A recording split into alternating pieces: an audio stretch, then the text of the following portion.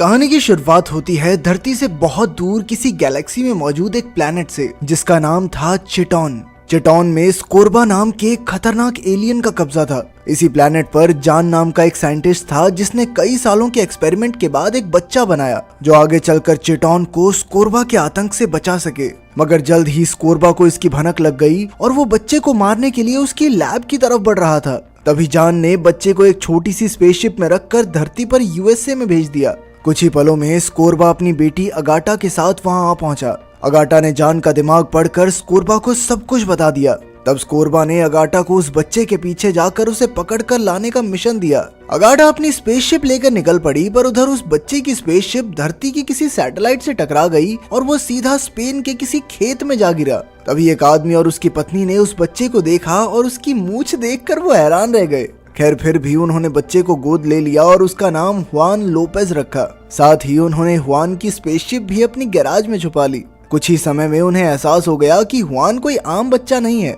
उसकी मूंछ बहुत जल्दी बढ़ जाती थी और साथ ही उसमें अद्भुत शक्तियां थी। उसमें जबरदस्त रफ्तार, ताकत, चीजों के आर पार देखने और पानी को बर्फ बनाने की शक्तियां थी। लेकिन जब भी वो अपनी शक्तियों का इस्तेमाल करता, बाकी लोग उससे डरकर भाग जाते और इसी वजह से 10 साल की उम्र तक हुआन का कोई भी दोस्त नहीं बना।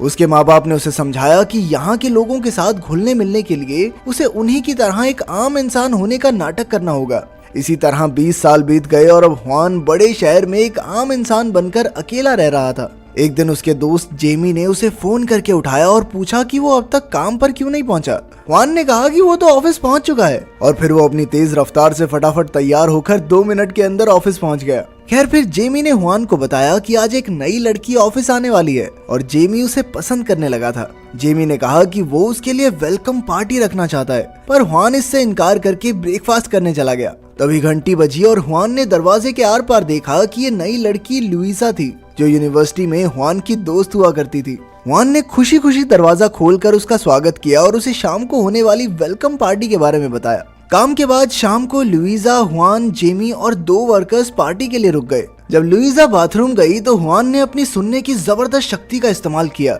जिससे उसे पता चला कि जेमी का चिपकू स्वभाव लुइसा को बिल्कुल पसंद नहीं आ रहा, लेकिन वो हुआन के वहाँ होने से बहुत खुश थी। इसके बाद हुआन ने पानी से बर्फ बनाकर सबके लिए ड्रिंक्स बनाए, लेकिन तब तक लुइसा जा चुकी थी। तभी हुआन अपनी तेज रफ्तार से उसके पीछे गया और उसे स्टेशन पर मिला। फिर वो दोनों साथ खाना खाने के लिए निकल गए। जब वो रेस्टोरेंट में थे तो कुछ जवान लड़के लड़कियां वहां आकर हल्ला करने लगे। लुइसा ने उन्हें रोका तो वो उसका मजाक उड़ाने लगे और एक लड़के ने तो हुआन को धक्का दे दिया। हुआन को गुस्सा तो बहुत आया, पर उसने अपनी असलियत छुपाने के लिए कुछ नहीं किया।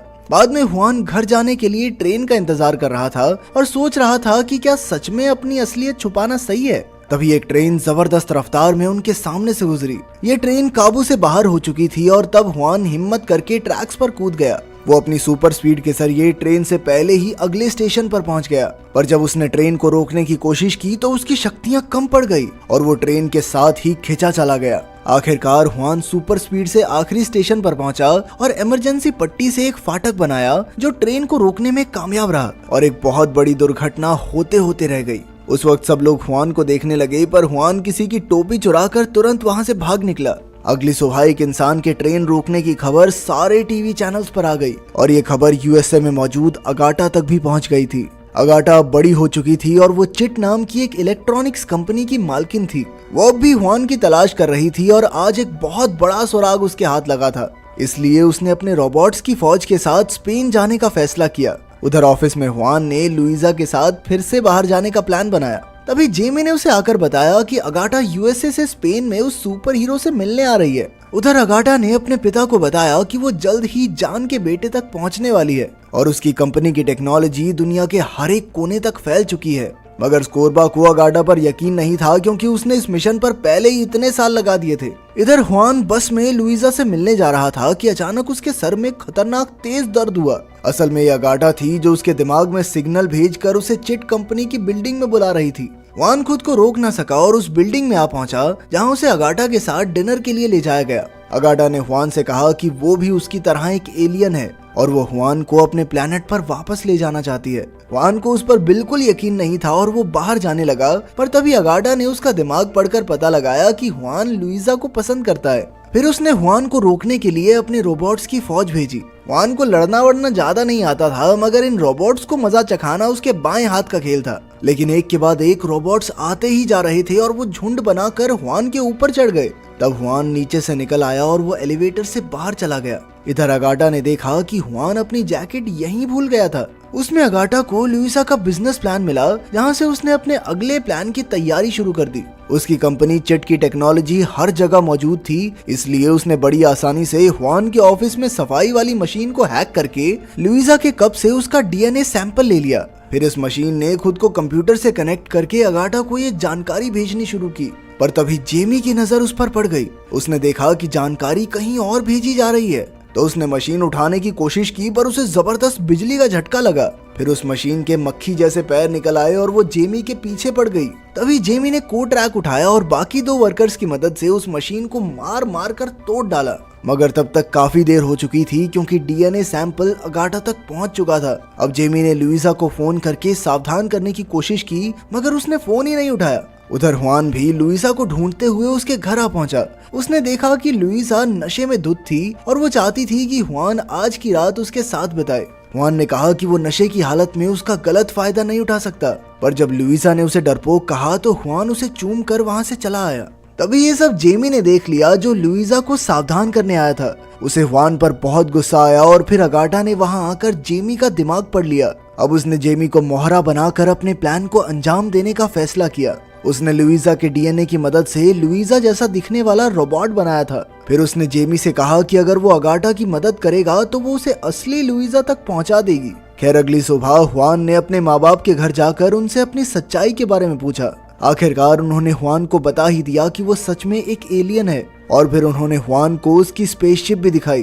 तब हुआन ने एक बटन दबाया और उसके असली पिता जान की वीडियो बाहर आ गई, और उन्होंने हुआन को सब कुछ समझाकर ये कहा कि उसे चिटॉन पर वापस जाकर अपने लोगों को स्कॉर्बा से बचाना है। मगर हुआन को किसी दूर दराज के प्लेनेट का सुपर हीरो बनने में कोई दिलचस्पी नहीं थी। लेकिन फिर उसकी माँ ने उसे समझाया और स्पेसशिप में मिले कपड़े से उसके लिए सुपर हीरो सूट बनाया। हुआन को लगता था कि उसके अंदर उड़ने की शक्ति नहीं है, पर फिर भी उसने छत पर जाकर उड़ने की कोशिश की और वो बुरी तरह गिर पड़ा। इससे हुआन को यकीन हो गया कि वो कोई सुपर हीरो नहीं है। पर तभी कुछ शरारती बच्चे वहां आकर उसके सूट का मजाक उड़ाने लगे। फिर हुआन ने हाथों से एक निशान बनाया और अचानक वो जमीन से ऊपर उठ गया। फिर उसने दूसरा हाथ भी उठाया और अचानक वो तेजी से आसमान की ऊंचाइयों में उड़ने लगा। पहले तो वो खुद को काबू नहीं कर पा रहा था, इसीलिए कभी समुद्र में कभी रेगिस्तान में जा गिरता। मगर कुछ ही देर में वो उड़ना सीख गया और सीधा अपने घर आ गया।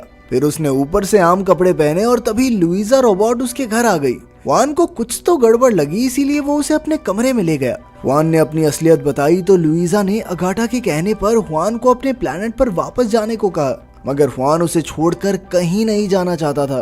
तब जेमी ने लुइसा को कंट्रोल करके कहा कि हुआन की किस बेहद बकवास थी और वो अपने दोस्त जेमी को धोखा दे रहा है। ये सुनकर हुआन को एहसास हुआ कि उसने जेमी के साथ सच में ठीक नहीं किया। इसके बाद उसकी बातें सुनकर जेमी का भी दिल पिघल गया। तब अगाटा ने लुइसा को कमांड दी और उसने हुआन को जोरदार मुक्का दे मारा, जिससे वो धड़ाम से नीचे आ गिरा। फिर हुआन ने अपनी कॉस्ट्यूम निकाली और लुइसा के साथ 2-2 हाथ करने लगा। आखिरकार उसने बैट से वार करके उस रोबोट का सर ही उखाड़ दिया। उधर अगाटा ने देखा कि जेमी हुआन की मदद करना चाहता था, इसीलिए उसने जेमी को बंदी बना लिया। इधर हुआन को पता चला कि लुइसा बार्सिलोना में है, तो वो उड़कर वहां पहुंच गया। हुआन ने उसे सब सच बताया, पर लुइसा को यकीन ही नहीं हो रहा था। इसीलिए उसने वहीं पर अपनी कॉस्ट्यूम निकाली ताकि वो लुइसा को दिखा सके कि वो सुपर हीरो है। मगर तभी अगाटा के आदमियों ने लुइसा को अगवा कर लिया और हुआन के सर में जोरदार दर्द हुआ, जिससे अगाटा ने उसे बताया कि लुइसा अब उसके कब्जे में है। अब हुआन उड़कर चिट बिल्डिंग पहुंचा, जहां लुइसा और जेमी एक दीवार से बंधे थे। अचानक वहां लगे स्पीकर से कान के पर्दे फाड़ देने वाली आवाज आने लगी, जिससे हुआन दर्द के मारे नीचे गिर गया। जेमी और लुइसा ने उसका हौसला बढ़ाने की कोशिश की, पर कोई फर्क नहीं पड़ा। तब जेमी ने कहा कि क्या फालतू सा सुपर हीरो है, किसी काम का नहीं है। इससे हुआन की ईगो हर्ट हो गई और वो उठने लगा। फिर लुइसा भी उसकी बेइज्जती करने लगी और ये सब सुनकर हुआन को गुस्सा आ गया। उसने अपनी हीट विजन से दीवार में छेद किया और उन दोनों को छुड़ाकर अपने घर ले आया। इधर अगाटा को इसकी खबर नहीं मिली, क्योंकि तभी स्कोर्बा धरती पर आया था। उसे अगाटा से मिलने में कोई दिलचस्पी नहीं थी, वो तो बस हुआन को देखना चाहता था। जब अगाटा स्कोर्बा को अपने हेडक्वार्टर्स में ले गई तो उन्होंने देखा कि वो सब तो भाग निकले हैं। तब स्कोर्बा ने अगाटा को खूब डांटा और कहा कि काश वो उसकी बेटी होती ही ना। आखिरकार ताने सुन सुन के अगाटा का दिमाग खराब हो गया और उसने बुढ़े स्कोर्बा की ऑक्सीजन पाइप काट डाली। अब उसने स्कोर्बा की जगह ले ली थी और वो जल्द ही स्पेसशिप में बैठकर हुआन के घर पहुंची और नीचे आकर उसने खुद को एक रोबोट में बदल लिया। हुआन तुरंत अपना सुपर हीरो सूट पहनने लगा और इधर हुआन के पिता ने अगाटा के रोबोट पर गोली चला दी। फिर अगाटा ने जबरदस्त हवा चलाकर उसे अंदर खींचने की कोशिश की।